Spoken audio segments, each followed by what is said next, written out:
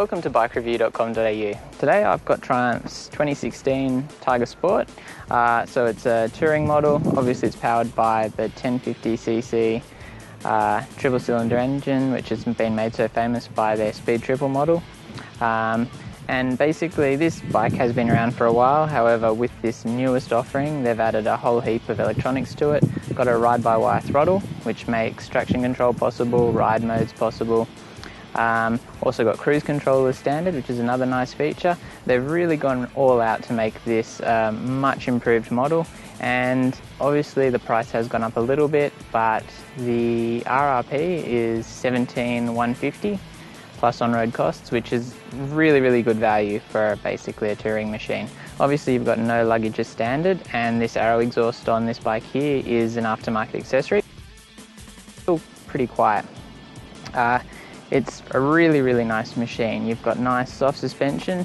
For my weight, I'm about 65 kilos, probably 70 in full gear.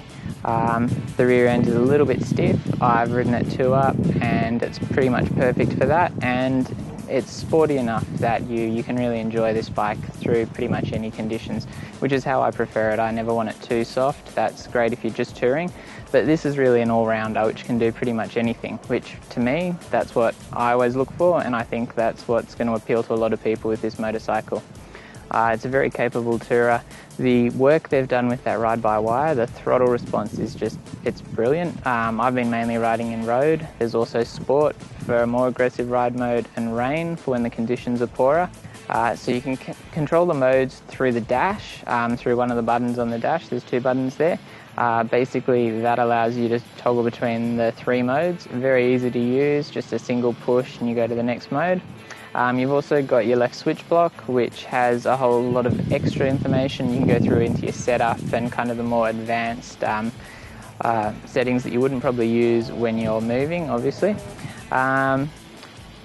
Couple of things which come standard. It's got this great adjustable screen on the highest setting, really good wind protection on the freeway. You've got these hand guards, which mean in this cold weather we're having at the moment, we're just coming into spring, they've been really good, especially when you're going at longer speeds.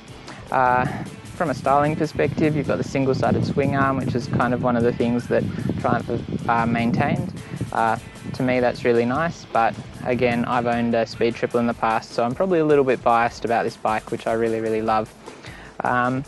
You've got obviously your quite tall front end, but when you sit on this bike you don't notice that height. It's very easy to handle, very well balanced, and the handling's really good. You've got plenty of steering lock, it's very easy to manoeuvre around at low speeds, and where the fueling is very gentle, if you really want to open that throttle up, it's got plenty of punch. So how you ride it will determine kind of what kind of performance you get out of it, which is great because it means that if you want to ride gently and just relax and kind of zoom around, you know, do a bit of touring, a bit of around town, even commuting, the bike's going to be perfect for that. If you're looking for something a little bit sportier, you just open that throttle hard and it's really got a bit of go. And that's just in road mode. I've used sport a little bit, but I tend to prefer road because it's the more balanced of the two in my opinion.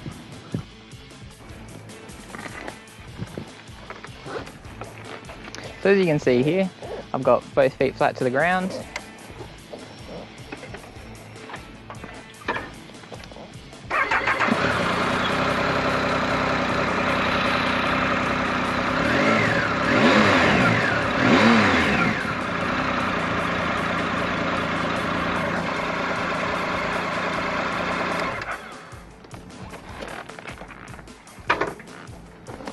Now exhaust note is always something that's very hard to catch on the audio. You probably noticed that's pretty quiet. Even giving it a good handful of throttle out on the road, it still remains pretty quiet. The bike doesn't have quite the same induction sound as a lot of the triples that I'm used to, like I own a Daytona. And it's got somewhat of a mechanical sound to it when it's running, which you'll normally notice at lower speeds where you're just rumbling around town. However, definitely nothing wrong with that. Lots of good attention to detail as well. You've got like these little wind deflectors here on the front, which help keep wind off you when you're riding. You've got rubber mounted, well not rubber mounted, but foot grips with rubbers on them so that helps reduce vibrations. There's not too many vibrations really, either through the bars or the pegs.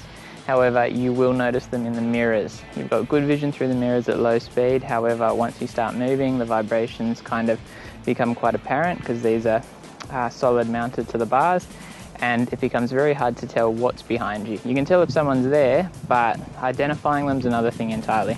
I've had a pillion on the back of this, my wife, and she was very happy, thought it was nice and comfortable, was happy with the way the fueling works, because obviously if it's nice and smooth, it's much better for the person on the back.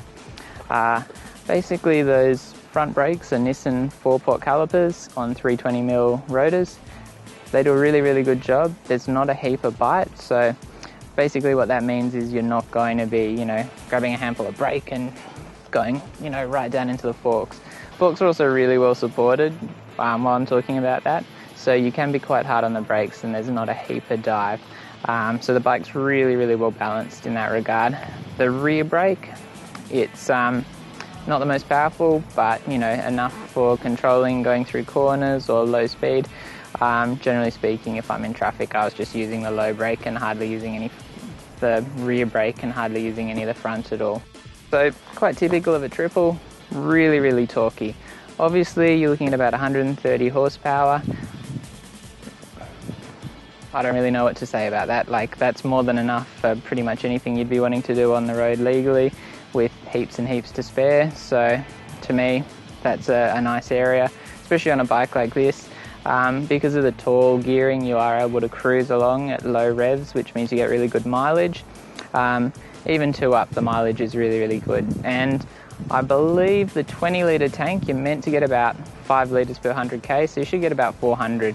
I think I've been getting about 350, which is pretty good mileage for this kind of bike, especially since I ride not the most sedately. For our full 2016 Triumph Tiger Sport test, visit BikeReview.com.au, and don't forget to like us on Facebook and subscribe to our YouTube channel.